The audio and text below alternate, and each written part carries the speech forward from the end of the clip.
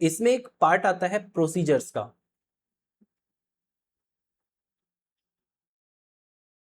अब ये प्रोसीजर क्या होता है, यहाँ पे दो चीजें हैं, एक प्रोसीजर होता है और एक फंक्शन होता है।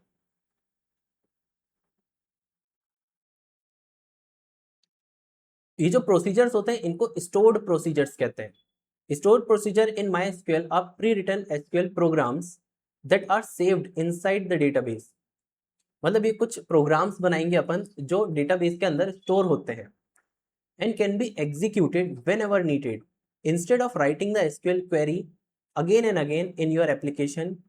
You store the logic once in database and simply call it by name. ये व्यू के साथ थोड़ा सा मैचिंग टाइप का लग सकता है, मगर इससे थोड़ा सा डिफरेंट है। इसको स्टोर्ड प्रोसीजर कहते हैं। स्टोर्ड प्रोसीजर भी एक क्वेरी ही होता है, मतलब इंटरनली ये भी एक क्वेरी है। कुछ इंसर्ट करने की क्वेरी हो सकती है, कुछ अपडेट करने की, कुछ देखने की, कुछ सिलेक्ट की, कोई सी भी क्वेरी।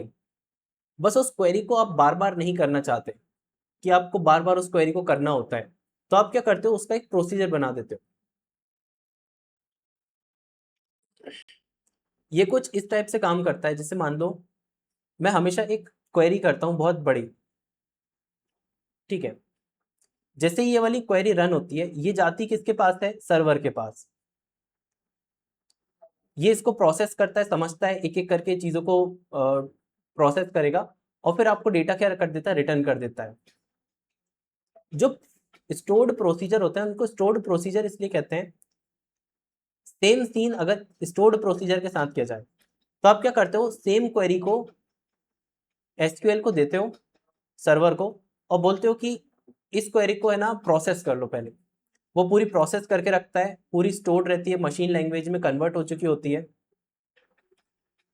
अब जब भी आपको इस क्वेरी को लिखने जरूरत पड़ती है तो आप क्या करते हो, इस पूरी क्वेरी को ना लिख के सिर्फ एक सिंगल लाइन लिखते हो, और इस सिंगल लाइन को कहते हैं स्टोर्ड प्रोसीजर को कॉल करना। तो आपने क्या किया, इसे कॉल प्रोसीजर। जैसे आप इसे कॉल करते हो, एक सिग्नल जाता है इसके पास और डायरेक्टली ये जो क्वेरी पहले से प्रोसेस है वो डेटा आपको क्या कर देता है, तुरंत रिटर्न कर देता है। इसमें टाइम बहुत कम लगता है, मतलब कंपेरेटिवली, क्योंकि उसका जो प्रोसेस करने का टाइम है ना, उसे समझने का, वो कम हो जाता है, क्योंकि इसने पहले से प्रोसेस करके रखा। एक और सिनेरियो में इसका यूज करा जाता है, जैसे जब आपको मल्टीपल SQL क्वेरीज रन करनी होती है। जैसे एक क्वेरी यहाँ पे रन करनी पड़ी, एक क्वेरी यहाँ पे रन करी, एक क्वेरी फिर रन करी, और आपको ये 4 क्वेरी हमेशा ही करनी पड़ती है। तो आप क्या कर सकते हो, इन सबको कंबाइन करके एक प्रोसीजर बना सकते हो। तो आपको चारों को एक एक करके नहीं करना पड़ेगा, बस प्रोसीजर बनाओ, सिर्फ एक सिंगल लाइन लिख के आप इन चारों को उसी समय एग्जीक्यूट कर सकते हो। तो इस तरीके से प्रोसीजर बनाए जाते हैं। और क्यों बनाए जाते हैं, थोड़ा सा काम आसान करने के लिए बस। ठीक है, तो अपन एक सिंपल सा प्रोसीजर बना के देखते हैं। अब प्रोसीजर बनाने के पहले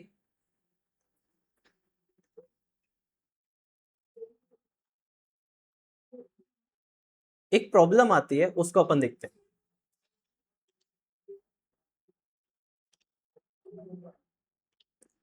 प्रोसीजर जो होगा ना, वो क्वेरीज को स्टोर करेगा, और प्रोसीजर लिखने वाला कोड खुद एक क्वेरी होता है। और अपन MySQL को एक इंस्ट्रक्शन देते हैं सेमीकोलन देके कि देखो क्वेरी को इधर पे जैसे आपको ये मिले, आप समझ जाना कि क्वेरी को अपन ने एंड किया है। तो अगर मैंने एक क्वेरी लिखी, इसे एंड कर दिया, प्रोसीजर बनाते वक्त मैंने दूसरी क्वेरी लिखी, इसे भी एंड कर दिया। अब जब मैं इसका प्रोसीजर बना रहा था तो मैंने यहाँ पे कुछ कोड करा जो कि ये बताएगा कि ये प्रोसीजर है, और फिर प्रोसीजर को यहाँ पे एंड कर दिया। ठीक है, अब जो MySQL का रीड करने के लिए आया, वो देखेगा अच्छा ठीक है, आप कुछ प्रोसीजर बना रहे हो, आपने यहाँ से रीड किया, यहाँ पे उससे सेमीकोलन देखा और यहीं पे उसने एग्जीक्यूट कर दिया। तो बेसिकली अपनी बॉडी पूरी रन हो ही नहीं पाएगी, क्योंकि सेमीकोलन उसे यहाँ मिल गया। तो अपन टेम्परेरीली क्या करते हैं, सेमीकोलन को चेंज कर देते हैं। मतलब MySQL को इंस्ट्रक्शन दे देंगे कि देखो सेमीकोलन जो है वो इसको एंड करने के लिए है ही नहीं। इसको एंड करने के लिए क्या है, हो सकता है क्वेश्चन मार्क बना दो आप, हो सकता है @ बना दो, कुछ भी बना सकते हो। ठीक है, आपने उसको एक लाइन लिखा कि देखो अब जो एंड करने वाला जो सिंबल है वो एक क्वेश्चन मार्क है। तो आपने क्या किया, इसको बता दिया। उसके बाद जब आपने क्वेरी करी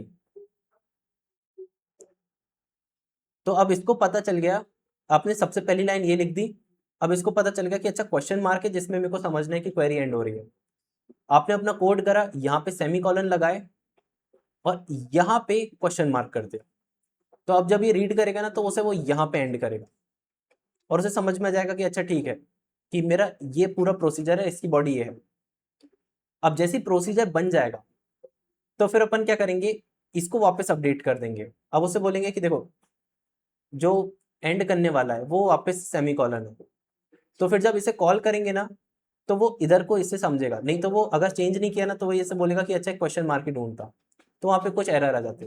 तो पहली लाइन तो होगी चेंज करने की, फिर प्रोसीजर बनाने की और फिर वापस चेंज करके सेमीकोलन करने की।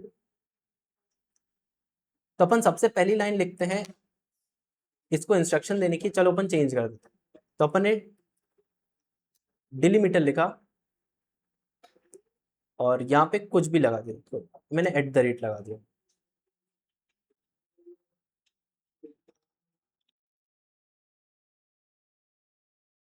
कुछ लोग डबल स्लैश लगाते हैं यहाँ पे, जैसे डबल स्लैश लगाया था, आप कुछ भी लगा सकते हो। ठीक है, इसको एंड करने की और रन करने की जरूरत ही नहीं होती, बस लिख दो आप तो वो काम हो जाएगा अपना। अब इसके बाद की जो लाइन है वो प्रोसीजर को क्रिएट करने की रहेगी। तो अपन ने किया क्रिएट प्रोसीजर, जैसे क्रिएट टेबल कर रहे हैं वैसे क्रिएट प्रोसीजर। प्रोसीजर बनाने के लिए उसका एक नेम देना पड़ेगा, जैसे मैंने दे दिया यहाँ पे P1।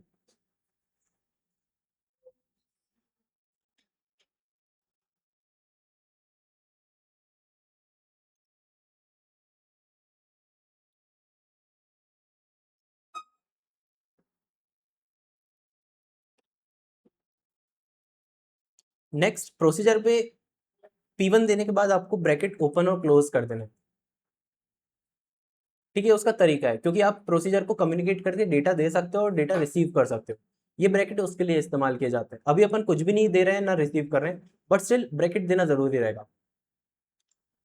अब प्रोसीजर बनाते वक्त आप उसे ये कैसे बताते हो कि ये दोनों जो क्वेरीज हैं ये उसकी बॉडी का पार्ट है। तो इसकी बॉडी का पार्ट बताने के पहले आप जब इसकी बॉडी लिख रहे हो तो यहाँ पे एक कीवर्ड लिखना होता है बिगिन, और यहाँ पे आपको लिखना रहता है एंड। ठीक है, एंड। और एंड जब लिखते हो आप, जब आप एंड कर रहे होते हो उसको, तो फिर जो क्वेश्चन मार्क अपन ने देखा था ना उसे लगाना पड़ता है। ठीक है, तो अपन यहाँ पे प्रोसीजर की बॉडी को बिगिन करते हैं।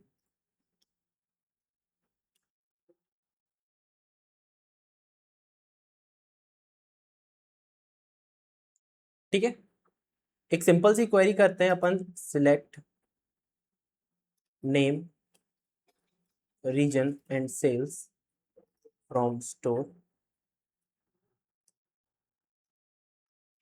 वेयर रीजन इक्वल्स ईस्ट, और इसको दे दिया सेमी कॉलन। ठीक है, अपन ये अच्छा है कि अपन ने ऊपर @ कर दिया तो सेमी कॉलन को परसीव नहीं करेगा। अपन बस एक ही क्वेरी का कर रहे हैं तो अपन ने एक ही क्वेरी लिखी और इसको कर दिया एंड, और एंड करके बता दिया कि अब @ है, मतलब ये पूरा एंड हो गया प्रोसीजर अपना।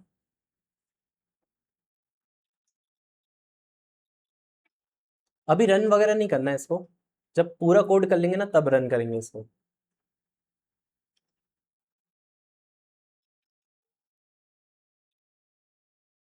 हो गया। अब अपन ने डिलीमीटर को वापस फिक्स कर देते हैं। ठीक है, तो वापस लिखा डिलीमीटर शुड बी सेमीकोलन।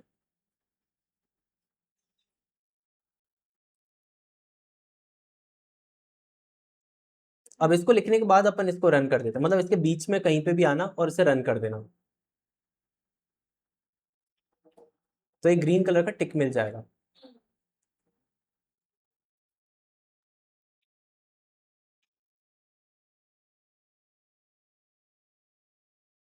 ठीक है, यहाँ पे जैसे अब मैं रिफ्रेश कर देता हूँ तो अब व्यू में भी आपको V1 V2 V3 भी मिल गए और एक स्टोर्ड प्रोसीजर करके फोल्डर मिलेगा आपको। आपके डेटाबेस के अंदर, और उसके अंदर आपको ये मिल जाएगा P1, जो अपन प्रोसीजर 1 बना चुके हैं। ठीक है, अभी अपन ने क्या किया है, बस प्रोसीजर को बनाया है, इसको एसक्यूएल को दे दिया है, और एसक्यूएल ने इसे प्रोसेस करके रख लिया है। अभी डेटा वो रिटर्न कब करेगा, जब आप इसे कॉल करोगे। आप जैसे ही एसक्यूएल को कॉल करोगे इस प्रोसीजर के बेसिस पे, और वो तुरंत उसका डेटा दे देगा। कॉल कैसे करते हैं, बस कॉल का नाम लिखा और प्रोसीजर 1 लिख दिया, और जैसे इसको कॉल किया उसने वो क्वेरी को रन करा और आपको रिटर्न दे दी।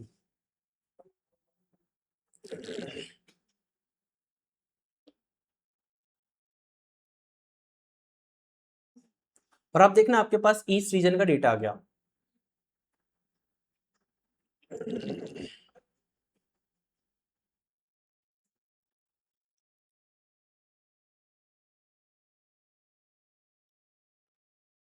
अब इसके अंदर आप मल्टीपल क्वेरीज भी कर सकते थे, जैसे इसके आगे एंटर करके आप 2-3 क्वेरीज सब कर सकते थे, जिससे आप कुछ इंसर्ट करना होता है, अपडेट करना होता है, तो आप उस तरीके से करते हो।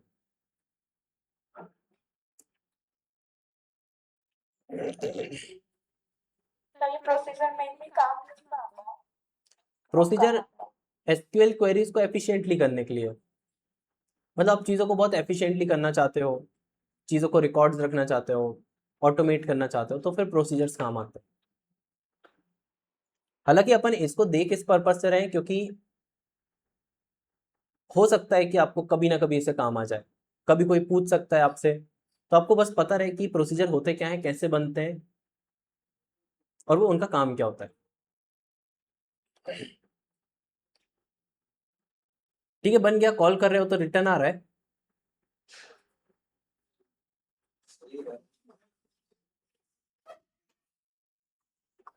आ, इसे रिफ्रेश करके पहले तो देखते हैं, बना नहीं है। बिगिन एंड, इसके अंदर क्लिक करना, मतलब यहाँ पे क्लिक मत करना, यहाँ पे आके क्लिक करना और फिर इसे रन करना, तो रन हो जाएगा। तो थोड़ी सी प्रॉब्लम आती है यहाँ पे, डिलीमीटर वाली लाइन को अपन टच नहीं करते, अपन इसके अंदर क्लिक करते हैं और फिर बाहर जाके फिर इसे कॉल करते हैं, तो फिर हो जाएगा।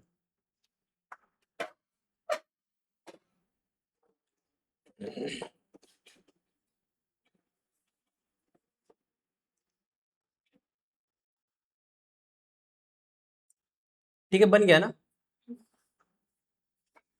अब प्रोसीजर को थोड़ा सा और एडवांस देखते हैं। ठीक है, प्रोसीजर इस तरीके से काम नहीं करते, मतलब इस तरीके से तो काम कर सकते हैं कि आपने उसे बता दिया कि चलो इतना वाली क्वेरी को रन करना है, बट इस कोड में अपन थोड़ा सा मॉडिफिकेशन कर सकते हैं।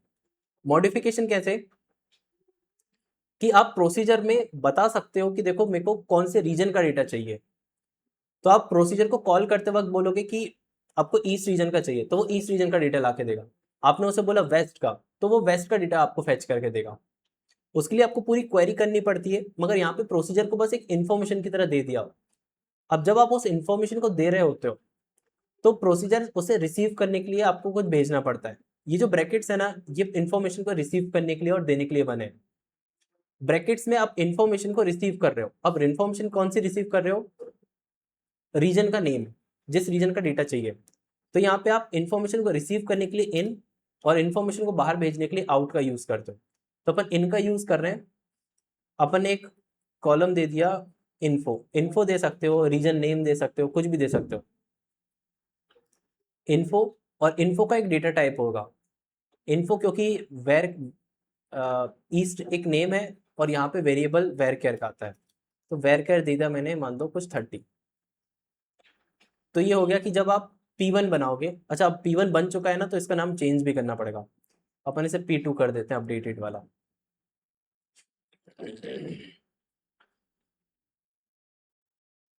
ठीक है, तो अपन ने ऊपर थोड़ा सा चेंज कर दिया इसे।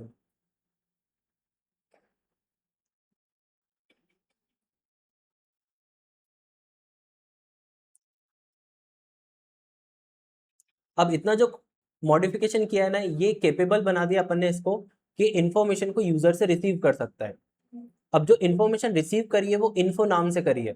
अब इन्फो को फर्दर क्वेरी में इस्तेमाल कैसे कर सकते हो आप, जब आप लिख रहे थे कि select name region sales from store where region equals to east, जो लिखा वो आपने खुद मैनुअली लिखा, आप मैनुअली की जगह इस नेम से चेंज कर दो इन्फो से, तो क्या होगा, जो इन्फो यूजर देगा ना वो यहाँ पे आ जाएगी।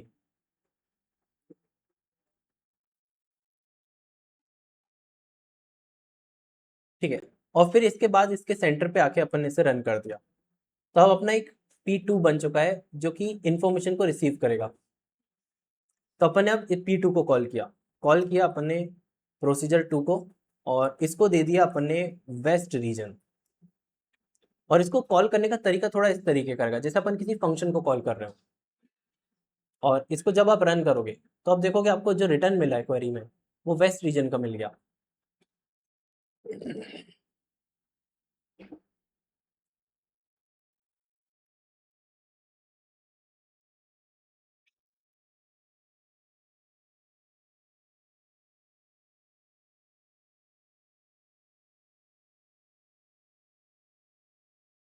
ये जो कॉलम अपन को मिला है टेबल, ये तो अपन को अगर अपन वो करते हैं कि select name region sale from store, हाँ ना, मैं यही तो बता रहा हूँ, जो अपन अभी का जो पढ़ रहे हैं ना, ये कोई नई क्वेरी नहीं पढ़ रहे हैं, अपन उसको बस एफिशिएंटली करना, डिफरेंट व्यूज और ये सारे कॉन्सेप्ट देख रहे हैं।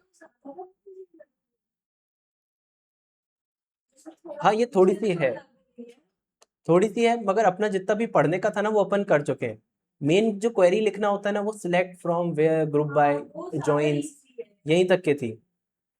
ये इस पर्पस से है कि आप देख के समझ जाओ कई सारी चीजें।